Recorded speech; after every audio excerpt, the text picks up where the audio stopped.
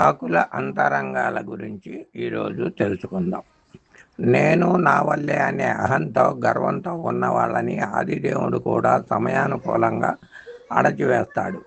కష్టం విలువ ఇష్టం విలువ ఒకరు చెప్తే తెలిసేవి కావు, స్వయంగా అనుభవిస్తేనే తెలుస్తాయి. అహం ఎలా ఉంటుందో తెలుసా? ఆకులు చెప్పినటువంటి అంతరార్థం.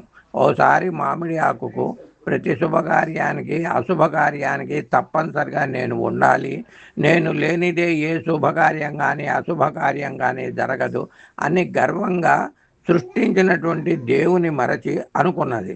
కానీ దేవుడు చిన్నగా నవ్వి దేవుడు తలుపు గుమ్మానికి తల్లకిందులుగా వేళ్లాడదీశాడు ఆ మామిడి ఆకును. అది పరమేశ్వరుని యొక్క లీల.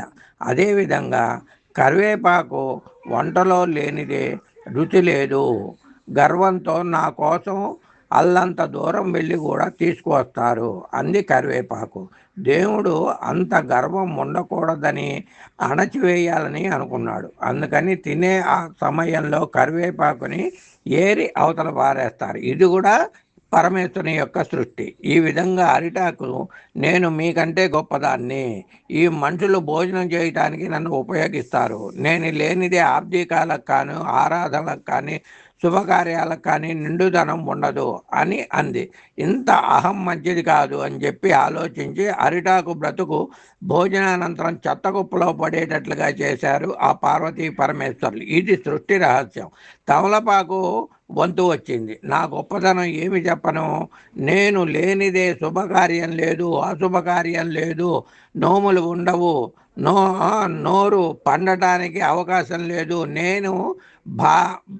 నేనే భార్య, ప్రేమతో భర్తకి చిలకలు చుట్టి ఇవ్వడానికి కూడా నేనే, వాయనం ఇచ్చిన నేనే, వివాహ నిశ్చయానికి తాంబూలాలకు నేనే అని అహంతో చెప్పింది. దేవుడు దాని మాటలు విని అణచివేయాలనుకొని తమలపాకు నమిలి రసం మింగి ఆకుని ఉమ్మేసేలాగా చేశాడు. పరమాత్ముని యొక్క లీల. తులసి ఆకు మాత్రం నన్ను కూడా పూజలో వాడతారు.